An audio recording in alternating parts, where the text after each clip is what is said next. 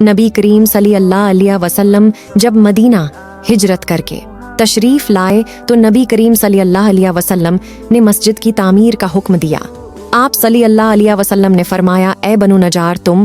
اپنی اس زمین کی مجھ سے قیمت لے لو، لیکن انہوں نے عرض کی کہ ہم اس کی قیمت صرف اللہ تعالی سے مانگتے ہیں۔